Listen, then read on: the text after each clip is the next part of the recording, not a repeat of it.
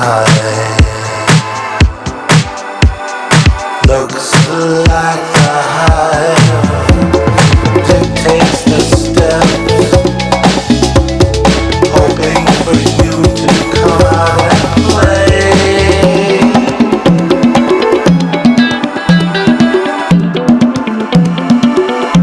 A rainy day, you run around the block, naked and alone, hoping someone will notice and laugh at you. But you know it's wrong. They make you ashamed and confused. You need what you hate. You hate what you need. All gonna come out in the end.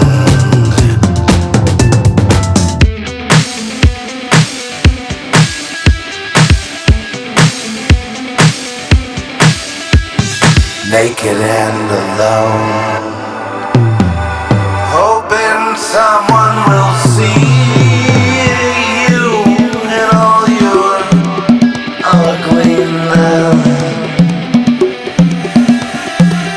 You're just hardwired to let them have their way with you. You know what you wanna do, but you don't wanna do it. To force you, to make you do what you wanna do. They're driving you mad. They're driving you insane. How can you get away? How can you live?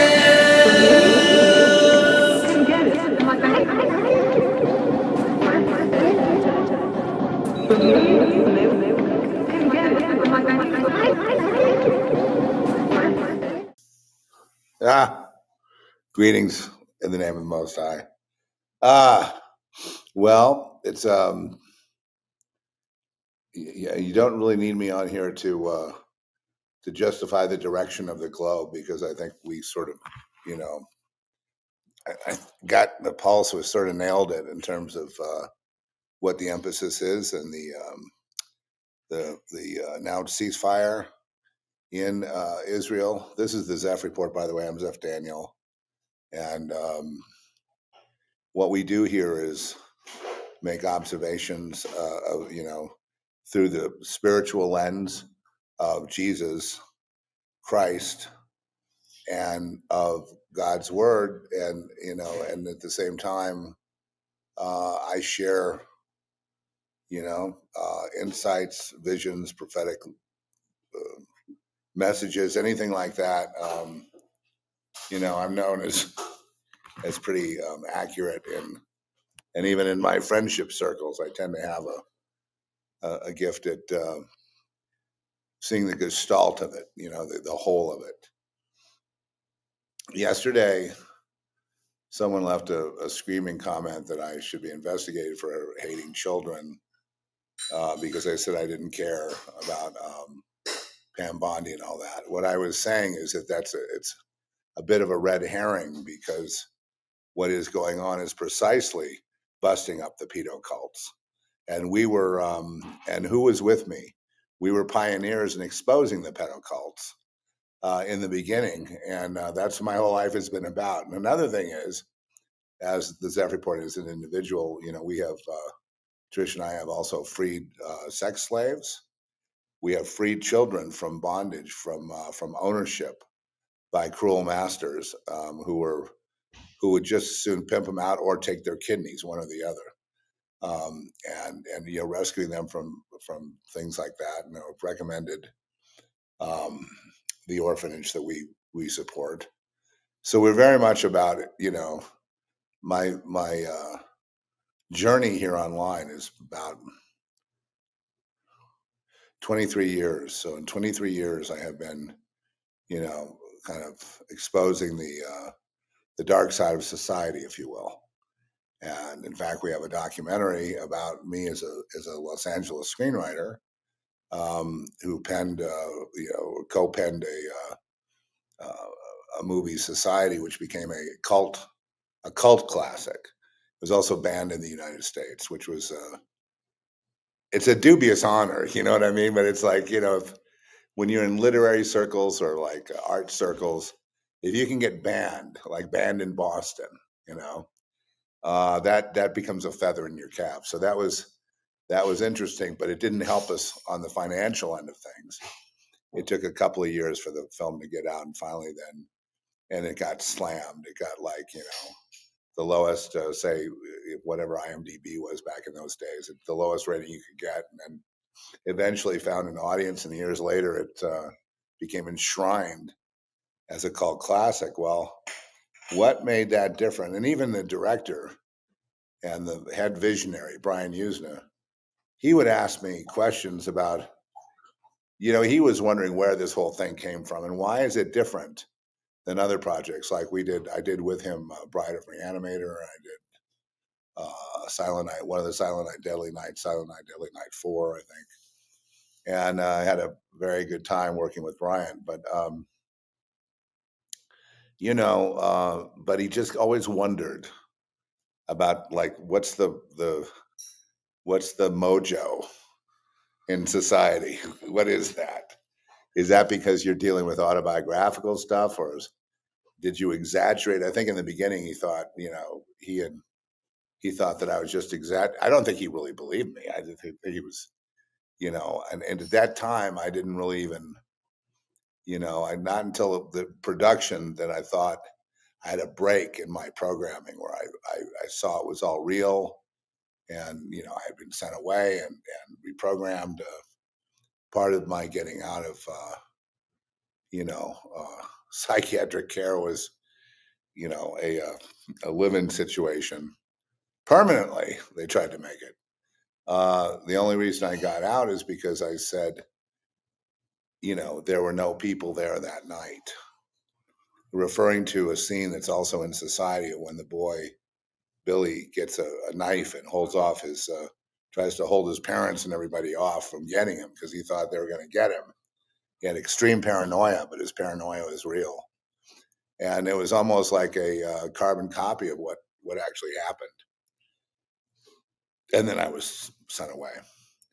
Uh, but when I came back to LA, and when I had run into complications of, I was trying to fit in, I was trying to do things that, on the surface would look like it's because I thought it was all my fault. Like I was sick, and therefore I was trying to prove I was well by fitting in and getting a real estate license and trying to do a business thing or whatever I was trying to do, and kind of fit myself into a certain mold, which would have been a lie, But in so doing, I developed a severe case of panic attacks, which seems kind of normal.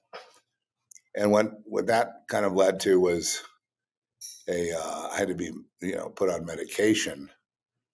And it's interesting how it was the same psychiatrist office that the Menendez boys went to, in the office of Jerome Oziel, which was, but I had another guy there that they don't talk to you; they just prescribe, Xanax and antidepressants or whatever, trying to stop the panic attacks from happening because they can be quite debilitating. I mean, several times I had to go to the emergency room and I had to carry around a little paper bag in my back pocket because you have to breathe into that to avoid um, you know uh, passing out from going into a hyperventilating state.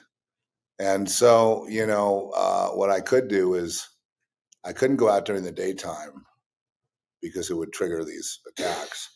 So I went out and I was going through a divorce at the time, and the court was told that I was completely insane. And so the disgruntled wife pretty much was taking everything that we had, and a lot of stuff we had was, when I came back to LA, it just was like my attempt to conform, if you will, was met with rewards, like Truman Show type rewards. But anyway, in the end, I had to get rid of everything, and the house I was living in was, for sale, and I was just like, adrift. And at that time, we were working on the screenplay I worked on after I enrolled at a screenwriting course called the Hollywood Scriptwriting Institute in Hollywood. And the first thing I did when I got, when I, graduated, whatever that means, is I went to work on Society. I used to hide it because I didn't answer the question why then, but it was because I was afraid of being harmed if I wrote it, and I couldn't justify, I couldn't bring that to cognition or to to understanding. But what it did is it sort of, I was writing it to test, is it true or not, because I was kind of in a fool's paradise of, hey, I was mistaken, I was sick, I need to, like, make it up to my parents, make it up to my friends, and just realize, I didn't try to cause any problems. I just was reacting to what I saw, and suddenly everybody looked like they were in a satanic cult and coming after me. So and so I said, well, I'm no longer paranoid. I've gotten over that. I'm good. I'm good now. Only to find out later that after a phone call, that everything that I was talking about was true. And that just kind of collapsed me. I didn't really deal with it for a few years, after the this phone call I received confirming all that, and then later confirmations. I mean, just in general, as my life progressed, I had more and more confirmations that, yeah, in fact, even from the neighbor, when my mother had died, from the neighbor to her house, complaining about these you know underage girls, nude in the backyard, in the pool and whatnot, and just like human traffic, traffic, she was still at it, even in her last days, and they had that house there. They had it was a 2-story, but they built a 3rd story so they could actually see over the hedge and into the yard, and that was.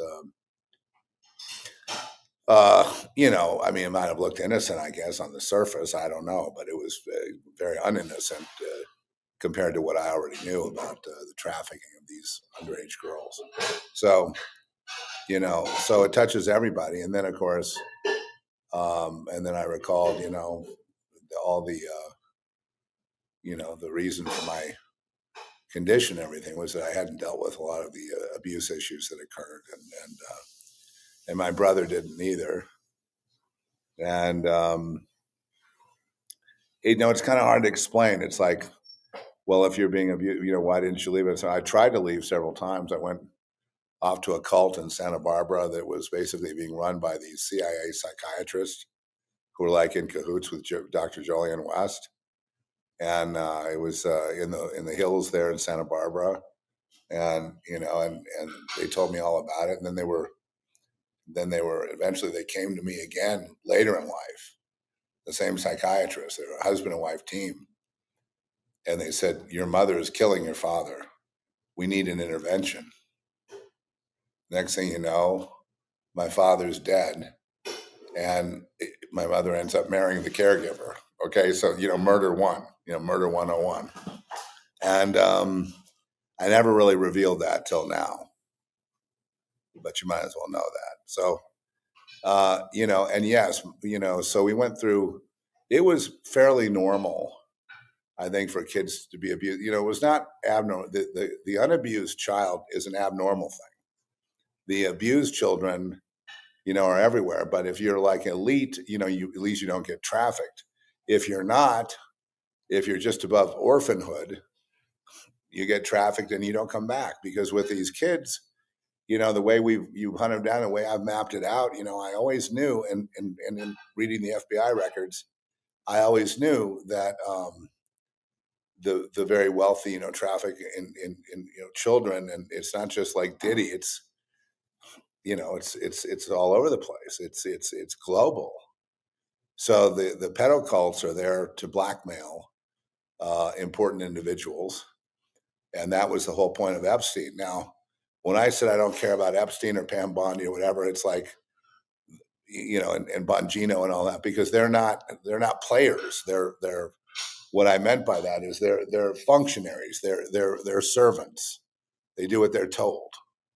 And then Carolyn Levitt, having to now pretty much perjure herself in front of the whole world. That was kind of hard for me to see because, but that's not her fault. That's my fault for seeing her as this, kind of blonde, blue-eyed, innocent, angelic girl. Well, she was anything but innocent, okay? And this lying that she's doing now is it's just as, it's better than, what was it, Jean Pierre? It's better than her because you can't detect it. It looks so innocent. But seeing all that unravel is, and then but the point I'm trying to make, the point I was trying to make yesterday, and, and I, saying, so what, is because the Epstein situation and file and all that has become tainted, and it's what you might call a distraction, a MacGuffin, some kind of, it's like, look over here at this, and don't look over there at that. And then when you look at the problem with, the pedophile cults, and as Stanley Kubrick said, the problem with the world is that the pedophiles run the world. He tried to show a little bit of that in Eyes Wide Shut, and rumors swirling around that's why he paid. At 69 years old, he died. And he did a very revealing movie about, showed us a piece of the pie, a sliver, but it was enough for me to just I could definitely confirm it, because they do have their formal soirees and their witchy things that they do on certain astrological dates, and all that stuff goes on. But it goes in society, it's more like you are cordially invited to blah blah blah blah blah. It's for the wedding of blah blah blah blah blah, and it turns out to be like this whole satanic ritual and stuff like that. So there's they're never going to be straight. It's supposed to be hidden. The kids are not. If the kids start talking about it out of school before their parents have a chance to break them in to groom them, then they're a problem. Then they're like a loose nuke or something. They're a problem. They become a threat. And then especially if there's another thing that I became aware of, is how some of us were chosen as children because of how bright we were, and I learned about that. I learned that if you're a smart kid, you play dumb. You know what I mean? You don't get chosen for things like that, because then they track you. And then I had the blood type and all that. That was strange because it wasn't the same type as my parents. And then I'm like, there's just so many mysteries going on as to what's happening. But in the big picture is, in order to be a player on the global stage at that level, at the level of presidents and kings, what do if all things being equal, if everything is satanic at the end of the day, like the hunting lodge is really a cover for, another, right? It's, a ritual, and also ritual sacrifice. And, the hospital, unbeknownst to me, when I had my hospital experience, I'm sorry, my body was giving out, but, that's a very dangerous place. If the threat assessment on you is that, hey, this one is not, on the team, this is a loose cannon. And then, so the signal to the hospital is, well, are the kidneys still good? Huh? Understand how that works? It's woven into the whole fabric of everything. at that level, hospitals, courts, military, institutions. And we've seen, institutions of higher learning, which is now institutions of entrainment and things like that, and all designed to create a global order of, I guess, depraved Satanists and pedophiles, running a technocracy of obedient slaves, which is their whole dream. It's not enough to have their yachts. It's not enough to, and this is, I was, I'm going to clear this up. When I was a child, I was enraged as a child at, just in general at society itself. And, but then I learned over time that, what are you going to do? Look at all these people that, wanted to fight society, and, and you could liken it to the radicals now, the Antifas and all that, wanting to fight them. Well, but they've already lost, because the people who run the world operate them too, and they're all under the same umbrella. So it's a rigged game, so to speak, and the little guy will never win. And then I realized that, I guess at some point along the way, because I had paid the price through losing my freedom for just having the wrong thoughts or sharing the wrong thoughts. And so, I've kind of been on this case from the beginning. That my first job, really, as a teenager coming into adulthood, and then seeing the result of, how I was treated. My first job was to find out if it was real or not. And then when I did the Script Society, I was in my own way trying to prove it was real by writing that up and seeing what the reaction was. And lo and behold, the reaction of the close filmmaker people around me, the artists around me and stuff, was that somehow it was autobiographical. And I'm like, well, how would you know that? Do you know that to be true? And in this case, you could replace the shunting with just, good old black magic, satanic rituals, hoodoo, voodoo, the whole global network of the occult and so on and so forth. And just, especially LA, right? Los Angeles is a huge power center for all this stuff. And, every once in a while I would say Satan. And then, someone like up here would say, duh, you get it now? Like that, And these are things I'm remembering just this morning, and it's just, and so it's been a fight. And then, I was also witness at a young age to ritual abuse of children in strict rituals, which had to do with grooming children and adults. And gave a little bit about this testimony in the documentary, and we'll just let it go at that. But these were, events held around Los Angeles, and it seemed that they were run by the.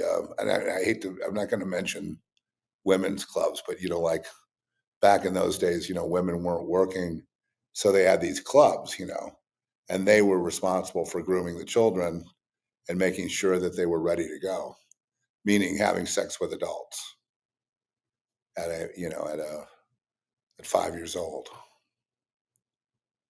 So yeah, and even at that age, I knew it was wrong, but I was damaged. I'd become, from abuse, damaged me in this way. It kind of shut me down body wise. It made me, um, it's like the shields went up, and I just had a block in front of me. I couldn't let anyone in or anyone even touch me. I was just like radioactive at that point. I was, ruined for all intents and purposes. I don't think that was the case with all people, but everyone needs to heal from everyone. It's literally everyone needs to heal from abuse, because see, if you're not the abusee, you're the abuser. If you're not on the side of the abused, then you're on the side of the abusers. You're either on one side or that, and either side needs healing. And you go, well, look at these psychopaths, and look what they're doing to the world now, and look how they're behaving and all that. It's like they need healing. They're insane. They've gone insane because they've gotten away with all this all these years. Every time they get away with something like staging a war or a depression or hurting people in general, they get rewarded, by their master. And so it's, it eventually drives people insane, completely insane. So what would be if you wanted to bring someone back to reality that was used to that kind of thing? A lot of people say they ought to just be executed. There is no coming back from it. I say, there's redemption in Christ, and they may pay a price for being an abuser, but their soul could be redeemed. But then again, I've never seen someone that far gone ever turn around. That doesn't mean it can't happen. It just means I haven't seen it. It's not logical because you have to go against your whole tribe, your whole fraternity. You got to go. You got to lose your place in business. Ring the phone, no one will call you back. Get in line. The line ends with you, and nobody lets you in. All those things. They're not used to that, and so having to live a life of being shut out, if they're lucky and not killed, and if you know too much, they do like to neutralize any threat with a happy little accident, visit to the hospital, a little OD on the medication, the car brakes weren't right, or just happened to be at the wrong place at the wrong time. And it always looks like a random accident. It never looks real. It never looks real. Like it was like an intended assassination. It never looks like that. So, and I'm thinking about some of the big ones like Anwar Sadat, remember that? And then the whole fiasco with Saddam Hussein, remember that? And then eventually he gets, hanged. And, Bush acts like finally justice has been done. And, here's the entire cult where Bush comes from, and Skull and Bones and the Bohemian Club. Gotta wake up. The Bohemian Club and all those things, you don't just get into those places. I think in the Bohemian Club, there's 2,700 members. Interesting number, huh? 2,700. And apparently they keep it at that. And so only certain people are going to get in. And what do you think their religion is? Pretty much what's displayed in the Bohemian Grove ceremony that takes place, be taking place right about now in the Sonoma Woods. Right about now. Isn't that right? About the 15th, 14th? Yeah. For 2 weeks, they get to run around and pretend they're not gay, And the younger the boys, the better, right? Anyway, I don't mean to make light of it, but I'm just so tired of being lied to. I'm really tired of the gaslighting, and I'm tired of how many gullible people there are as citizens who don't seem to understand. Like, okay, when they covered up Epstein, and I'm going to talk about that. Now, when I said I don't care, that doesn't mean I don't care about busting pedophile cults and children, saving children, all that. I have saved children. You know what I mean? Most people haven't. And we've rescued them from really dire. We've rescued them with the threat of gunfire. I mean, really, it's a really sick, wild, wild west kind of thing. And it's going on all over the place. And this was in Pakistan. And, just imagine India, Pakistan, Africa, Europe, just imagine global. And that's what I meant. Keep your eye on what's happening globally, because what is happening is, the other angle. You see, people think they should be brought in front and center. Front and center. That we should all be informed about what's happening with the Epstein, client list, and many people on there probably aren't even into the cult, But the problem is going about it that way with public informed is not a good way to end the pedophile cults. Going at it another way, like a military, covert military operations around the world, and they just disappear. That's another way to do it, isn't it? And I suspect when the kibosh was put on, what you don't understand is this patterns. This is another thing that Trump did. Do you remember the Las Vegas Massacre in 2017? That was very severe. I mean, there's innocent civilians shot at random out of a hotel window for listening to a concert. I mean, this is a really bad thing. People should be outraged. They should really care. Well, they did care. I did a podcast that I said, I think I predicted it would be covered up and Trump would get his revenge, and you'll never know about it. And then, Soleimani winds up dead, and a couple of Saudi princes wind up dead. And, revenge basically went down, and there's not even a whisper of it in the press. You and I weren't let in on that, but there was retaliation for that shooting. Did you know it? Did you know it? I said, you take one of ours, we'll take two of yours. Understand? That's the language. That's the way things work. You're not always going to be the one that's informed before the Justice Department makes a move, or before, what can they do? They're just little temporary functionaries. They're not really, that's. I have a feeling that I know that Trump. One of the reasons I voted for him, the first time, was because he was anti-pedophile. He was going to go after them and break up. Then he realized that they were they were ubiquitous, and they got the better of him. No, that was the Democrats. Well, fine, same thing. Same outfit. But Republicans are not good either. Yeah, that's right. There's elite Republicans that are involved in the same pedo cults. Very good, Junior. You're going to graduate now to the next level. Now you get to go to first grade.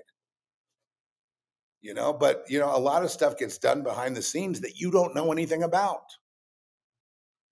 So that's what I'm looking at. I'm looking at this. Again, it's important to understand the motivation of the world, and the motivation of the world right now, despite everything that's going on, is peace. Believe it or not, and prosperity through renegotiating, resetting the table on trade and other things.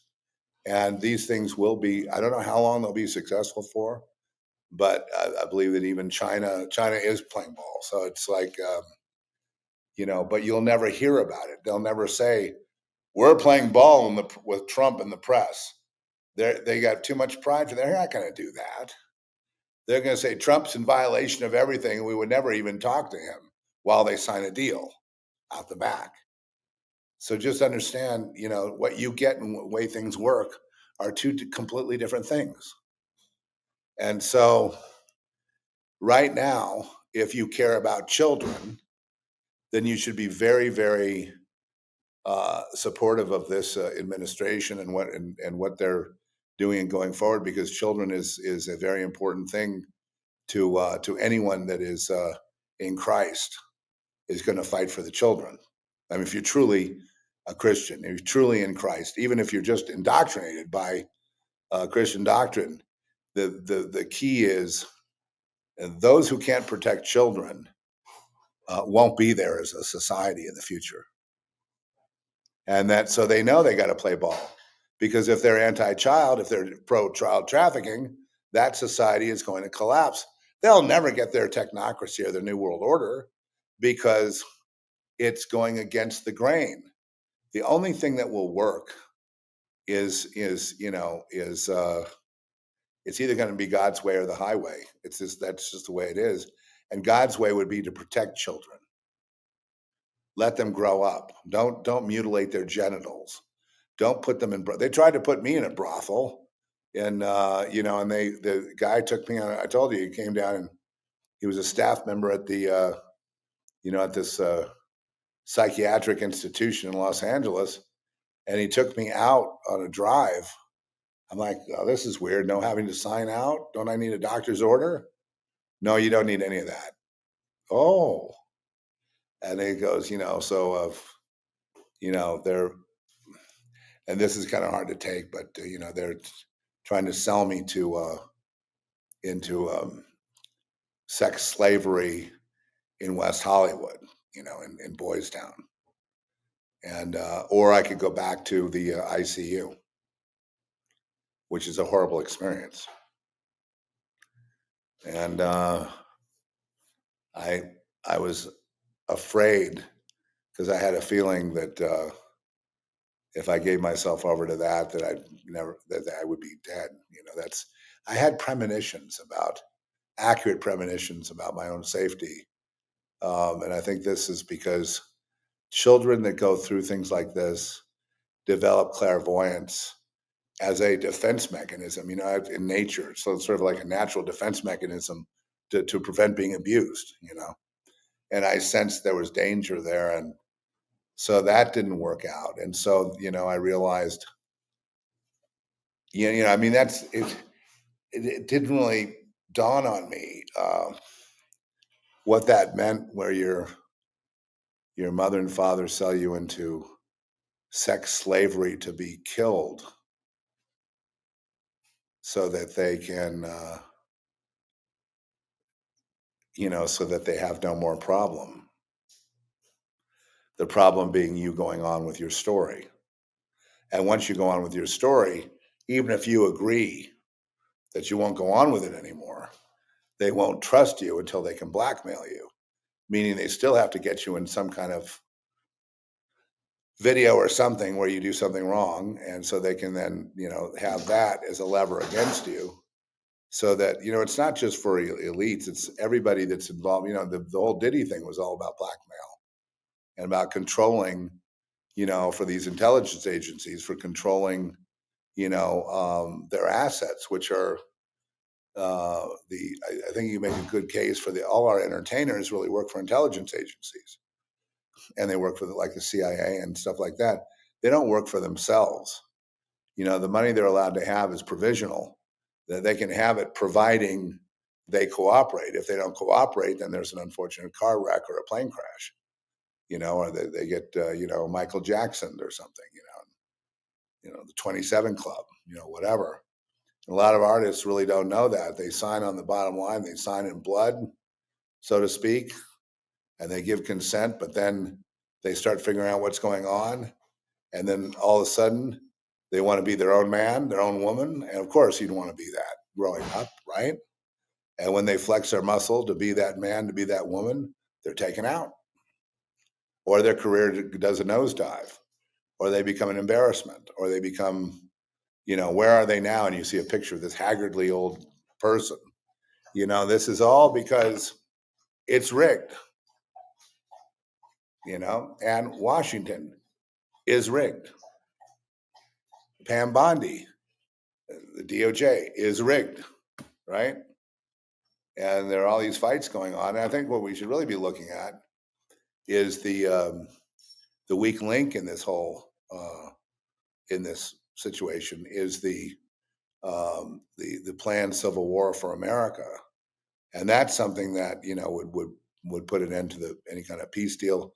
It would also destroy the economy and get the globalists what they really want, which is a destruction of everything. And then everybody in food lines, like I said, Bernie Sanders' favorite, I think AOC's favorite too, to see you in a food line while they dine on Kobe beef and caviar, on their Hawaiian retreat, or their, I'm sorry, Balinese retreat. There you are, in the food line, hoping for sick as a dog, hoping for a better day, which will never come. And so we don't really want to see that, but they've already begun shooting. And so now it's a matter of time before you start seeing I think it's going to grow worse before it gets better. So I think you're seeing some shooting now, and there's, I guess, 11 people arrested, and they are doing a minimum of 50 years to life. And they're going to be adding more charges onto it because they know that they have to set an example with these guys, for the others to say, do you really want to face 50 years in prison? Because if you're even with a group that's shooting at an ICE or a federal officer of any kind, that's the price. And they need to make it too, so that some radical judge that identifies with them won't just let them back out on the street. Because the one thing they want to do is they love to empty all the jails and have those guys running the streets. Trendy out in Aragua and MS-13 and stuff. These guys are great soldiers in working for basically they'd be working for the Democrats at this point. But it goes back and forth. You can't. There's not one. It's one big mishmash.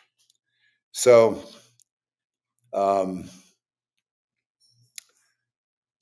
that's.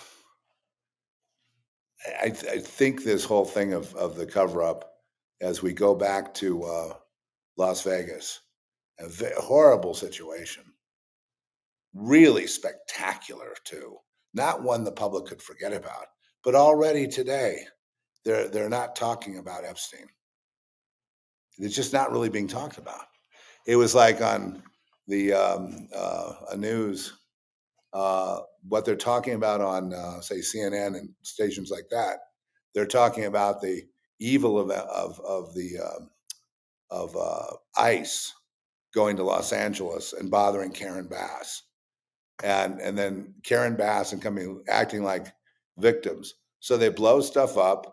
They're shoot at officers, and then they act innocent, like we're just sitting here and these feds are coming in, and they're really traumatizing the children, and we need to recruit more people to stand up against Trump and ICE. It's just, it's so horrible. And it's all lies. They're engineering it. This is their war, not yours, not ICE's. It's not Trump's war. They want to manipulate, and they're very good at this. They want to manipulate it into public opinion going with them as the victims. So they shoot themselves. Understand? They blow their own buildings up. They do harm to themselves and then act like Trump did it. And so that, just wait till, all of a sudden 20 Antifa, 20 of these protesters were just gunned down by Trump and they're all dead. We got to stop them. Well, I have the addresses right here of all these people that are prominent MAGA people. Let's go get them. And then they set out to assassinate, your Alex Joneses, your Dan Bongino, anyone who's got this prominent thing going, they'll be on the list, and they have your address. They have your picture. They have your address. They send teams out to kill you. And that goes for Supreme Court judges as well. And, with Dan Bongino, the reason that he caved is because they threatened his family. And they threatened Kash Patel and his family. And they threatened Pam Bondi and her family.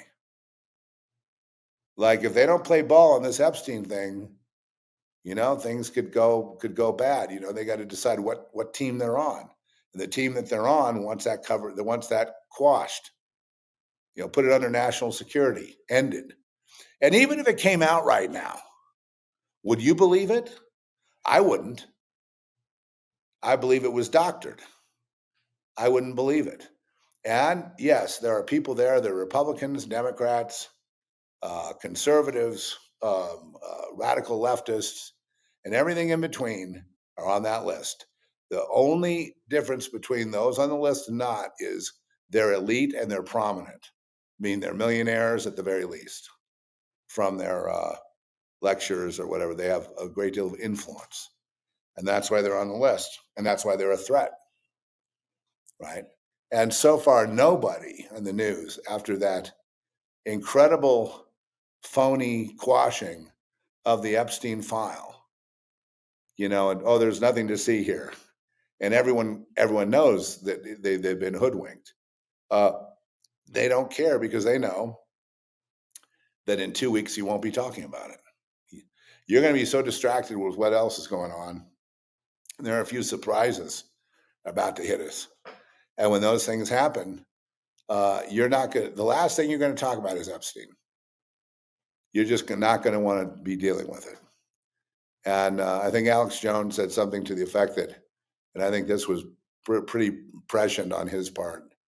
He said that Trump's taken hold of the list and he's going to go vigilante nuts. He's going to go out and take justice in his own hands and do it that way.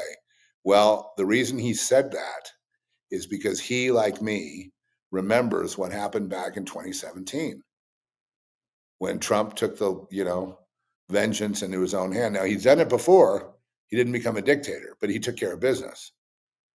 He killed them just like they killed random citizens. He went and took, their top people out, including Soleimani for Iran, which was a big player for the globalists. So you see, that's the way the game is really played. Okay, so busting the pedophiles. You have a much better chance busting the pedophiles by not going through. If you go through public opinion and you report all this stuff, so they're going to have to go underground to break up these networks. Because remember, the pedo network is secondary. The crimes they commit, about theft and wars and all those kind of things are foremost. And the pedophile thing is just the ticket to admission, and they get groomed into it, they get addicted to it, and it's a horrible thing between prominent fathers, and they're breaking their sons in for this unspeakable abomination. And God, to me, I understand the whole root of it is to destroy, is to cause, is to slay innocence, to kill innocence, to let the blood of innocence to destroy innocence on the earth, and then and replace it with do whatever you want with the children, and the problem with that is that these children, some 800,000 in a year reported by the FBI. They you never hear about like 500,000 of them being rounded up and saved, do you? That's because they're dead. They use them. They use them for prostitution. They use them for initiation into gangs, and everything is run by gangs. They're basically use them for adrenochrome. There are adrenochrome farms all over the world, and I think we saw, like when Hillary Clinton was running, remember how you'd see her all of a sudden all put back together? A lot of people thought she got a speedball or something, you know what I mean? That she was like getting those kind of drugs to prop her up. And but other people were saying, maybe it's an adrenochrome high. I don't know. But I do know this, that it's not just mythology in a Hunter S. Thompson novel. You know what I mean? It's a real thing. And the only way you can get it is through children. And there's lots of loose children wandering around with no parents that can be scooped up. So we'd like to see an end to all that. Children and the killing of innocents is the lifeblood of the world order today.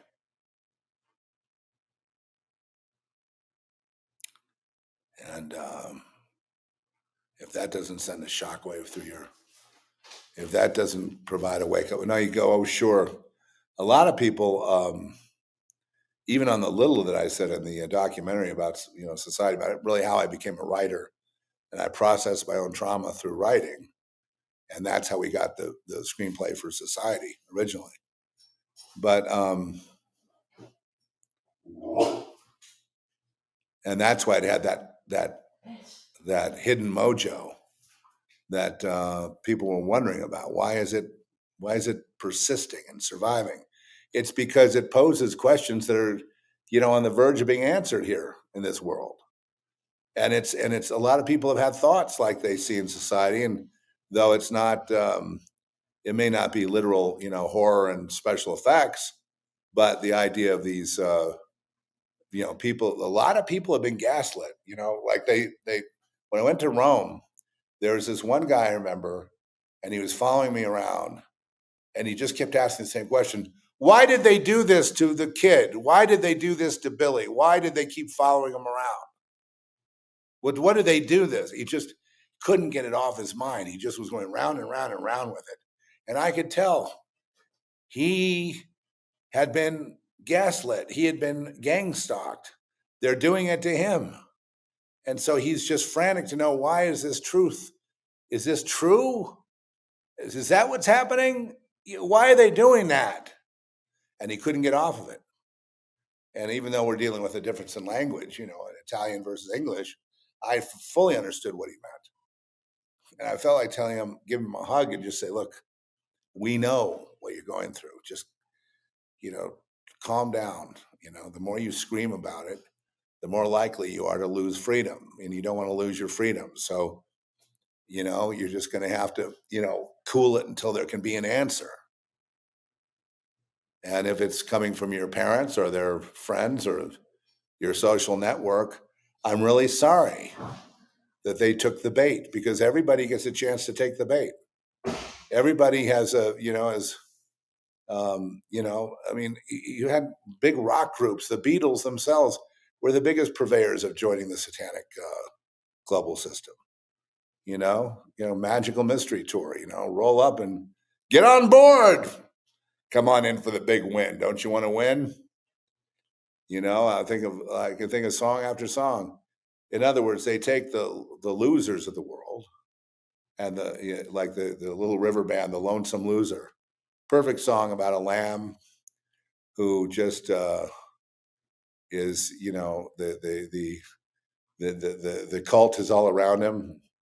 Everybody involved in it's all around him, and they're just saying, and they're not allowed to talk to him except for backstage. Like, hey, dude, don't you want to be somebody? Don't you want to be successful?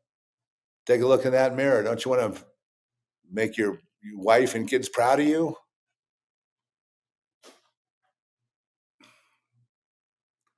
What's the big deal? You think you're so precious? You think you're like, gold? You're and that's just like Satan, to denigrate to the soul is more valuable than gold, folks.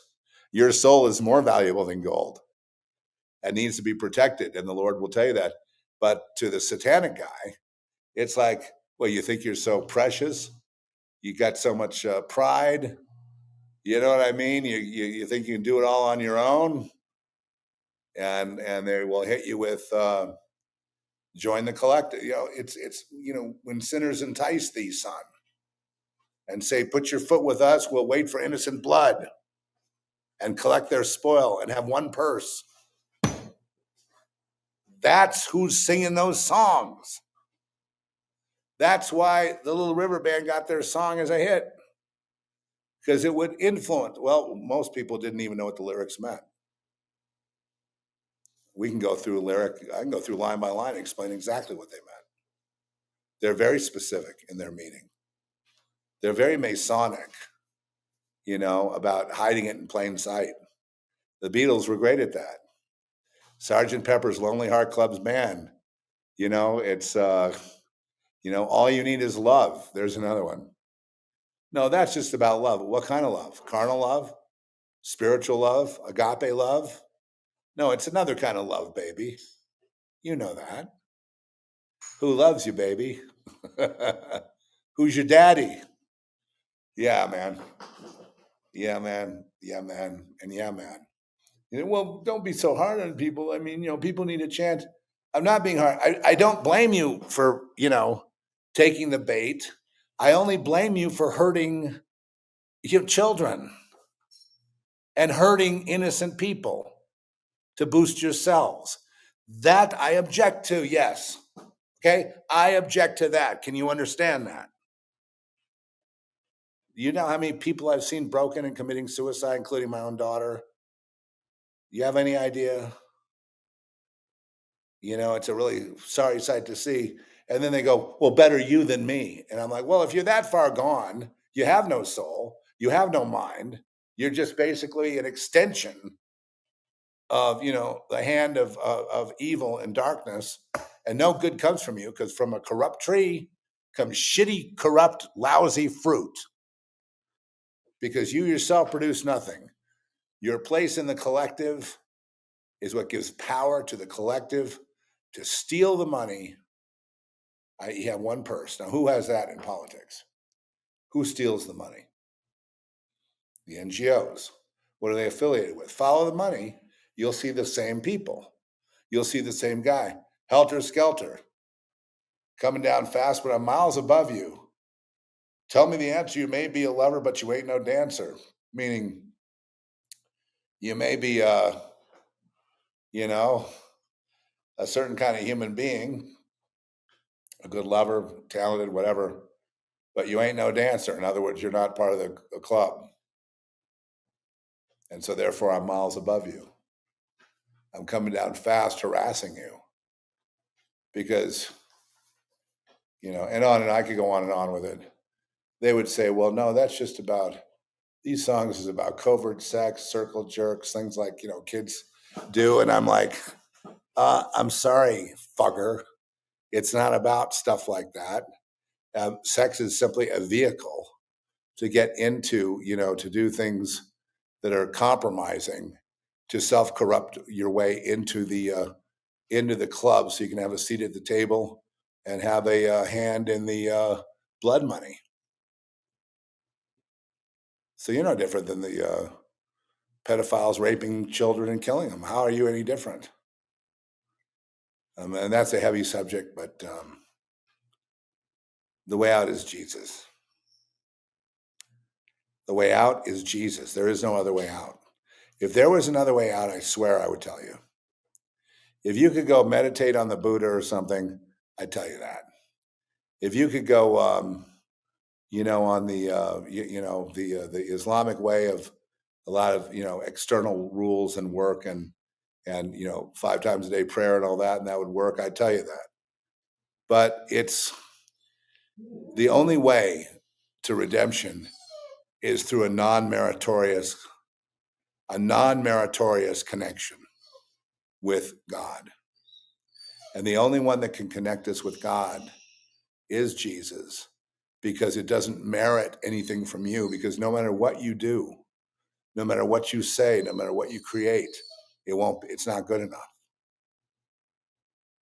Therefore, you can be a total abject failure and totally selfish and completely unenlightened, and the next day be in heaven with the Lord. And you can be a complete do-gooder that saves the children and does this and does that, cleans up the corruption in politics, and works for the charity drive to cure childhood diseases. You could be a guy they want a plaque on every wall in the world and be on your way into the lake of fire. And it doesn't seem fair, because you see God's ways are above our ways. God's thoughts are that makes perfect sense to me, having contemplated it for 30 years. Okay. And after contemplating it for 30 years, it finally kind of makes sense. I understand. Not the same set of rules. You can't earn your way into redemption. And the only redemption that there is in the world is the redemption of the human soul. That's it. Because the human flesh can be bad and naughty. You can rape people, kill people, and be on death row. but you could still redeem your soul on death row. You could still be with the Lord that moment. You could still be, after they execute you, at one with the Father. You could still turn this whole thing around into a plus for all. You could still redeem your whole life so that every second of your life, every second that, whatever you did and whoever you interacted with would be something of a force for good rather than just a force of selfishness and evil. And people are going to start wondering about this, especially now that we're going to go into a booming time. And as we go into more booming and things really get positive in a financial way, that's when people start having real problems. Because you see, well, I don't even want to go into why. That's another subject, okay? Here I am up on the hour. I like to keep it an hour, and I'm going to try to, make it less, but you could listen to the first half hour. I just, when you that made the comment about me being not caring about kids, and it's the irony is not wasted here, but you just don't know me, and whatever you heard was taken out of context. And had you understood, you wouldn't have shot your mouth off like that. But then maybe that's a good warning to you. Maybe, take a breath before you yell at somebody. And then the other thing is, have you rescued children? I have. Have you? Well, maybe get off your butt and rescue some children. If you feel that deeply about it, just being a keyboard warrior may not be the end all and be all for you. Maybe you need something more. For all the kids that we rescue in Pakistan, there's still millions that are just wandering around barefoot and sick, being used for all kinds of things, including human organ harvesting. It's terrible. It's so terrible I can't even bring up anything. It's just so graphic and terrible. But the same thing goes on in America in a different way. We have millions of orphans wandering around, homeless, in the cracks. And we've had this problem for a long time, but every once in a while they round them up, never to be heard from again. Who's they? Oh, people that work for the bad side of the government. Is there a light side and a dark side? There are different factions in the government. But like I say, if you're in the faction of Christ, just use this podcast, I guess, as a barometer in terms of information. And I think you'll see that I'm not saying the same things as all the, the mainstream. The last couple of days, they've been obsessed with this Epstein thing to the point of tuning out everything else, including this big global move. And then the unusual visit by Netanyahu to the White House yesterday was not to be missed, and it was missed. They didn't really talk about it. It was an afterthought for most people. They started talking about the Antifa, shooting the ICE agents, and then they're up for for jail and being adjudicated. But the bigger picture, of course, is civil war. Look, here's the way I'm conceptualizing it in my own mind. I look at two trains running, and one is civil war, and the other is a global peace, a global trade deal, and cleaning up the pedophiles, But cleaning up the pedophiles is going to involve the school of hard knocks, okay? It's not going to be done publicly, folks.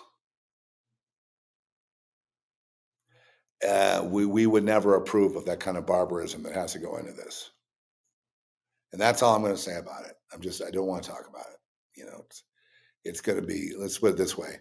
Kids are going to be better off in the next couple of years than they have been in a long time. But does that end the problem? No. These sick adults just love to prey on kids, something weaker than themselves. And when we're kids, did Did anybody in your club or your group or your neighborhood torture animals? It's the same instinct, and they get power off of it, And they have a thing online called animal porn. No, it's not animals having sex. It's animals eating each other. And most of these posts are coming from the Middle East and from Africa. Okay. And it's another way of getting you addicted to something, awful. When you see those things, you go to that website, say on Facebook or whatever, go to their page and hit block. And you'll have to hit block a lot to make sure it doesn't wind up in your feed again. But they're hitting everybody with these. And this is, what it's there for is to traumatize you. Look at that innocent, pet dog getting eaten by the alligator, and he's still alive his head's poking out of the belly, and he's screaming for his life. Okay. You want to watch? That's porn. Okay. That's porn. That's snuff porn. Block those people, and Facebook should be ashamed of itself. Zuckerberg should be ashamed of himself. What that's doing is traumatize. It's entraining people to accept, war type violence on the streets. It's a precursor to civil war. Okay? And you're only going to hear that here at the Zeph Report. But then you just watch. And then, of course, they have all the prostitutes on there on OnlyFans, and all that is supposed to degrade you. And so what I say is, you have a problem with that, or if that keeps popping up, usually because of something you say or something you did, you might be having a porn addiction. Don't screw around with this. They're messing with your soul and your mind. Block, or get off Facebook forever. Or just put your phone down and forget about it. Because, once they desensitize you, then they can, basically do all kinds of atrocities, including beheading people in your presence, and you won't say anything. It'll all just be ho hum. It'll be kind of boring, actually. And once it gets to that point, you got no soul, buddy. Now your soul does need redemption. You're gone. Your soul is gone. They scalped you. And the demons love to scalp you. The fallen angels love to scalp you and put them on. The whole army that's here on the earth are led by fallen angels. They're running the show. Okay? They're running the show. And there's another guy out there. I might as well warn you about this guy named Morg. Have you seen him? He is a complete liar and piece of shit, because he's trying to deceive you into thinking Lucifer is the real God of light, of truth. And I can tell you this, he used to be a pretty guy, a pretty girl kind of guy, sort of a tranny kind of thing, but pretty. I mean, I don't mean to script my words here, but he was trading on that, blonde, blue-eyed kind of androgynous look, and now he's getting older and uglier, and you can really see the lines developing of, just hatred across his face, and you can tell he's not, you know what I mean? You can tell he's got a really hard, kind of steel-like constitution or belief in his own demonic possession, which he is completely possessed. But what he's trying to do is he's trying to get possessed by the most powerful of, the fallen angels, and then use that power to gather clickers and subscribers. But it's too late, because the bloom is off the rose. But anyway, I'm not going to say more about him. I'm just saying, I mean, if he fools you, well, that's the whole point. But fooling you from Jesus into Lucifer is, that's just called Antichrist, isn't it? Right? It's anti-Jesus. And then he's anti-Bible as well. And the Bible has all this wisdom, like what I just told you about warning people not to join, the Magical Mystery Tour, warning people not to go the way of the world, warning people not to go the big wide path, warning people not to go on the way that seems right to a man, but that way leads to death. All those phrases I just said are in the Bible. Everything I just said is in the Bible. Of course, they don't want you to see that, because then you would resist. And if you resist, you'll be rewarded. God bless you.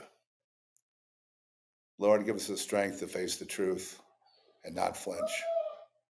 And give us the strength to receive your love and not flinch. In Jesus' name, amen. That's a reason I picked that word, flinch. Okay? And here I am doing my cosplay, a t-shirt with a kind of interesting old man statement, a little bowler hat, and my anti-computer glasses, my anti-blue light glasses. And, just sort of melting into the background now, folks, because it sure ain't about me. And it sure isn't about you, but it is about us. You see, there's the paradox. And that's what we have to really think about. It's not about you, it's not about me, but it is about us. Amen. All right. I hope that's straightened out, that I do, what I do to save children. And if you saw that out of context, that I don't care about Pam Bondi, I don't care about the Epstein list, it doesn't mean I don't care. It means it was almost a facetious phrase. It was not said seriously, I don't care about this. No, it was like, that's not the issue. That's the distraction right now. The issue's over here. And I want you to look over there. Okay, with that, I bid you shalom.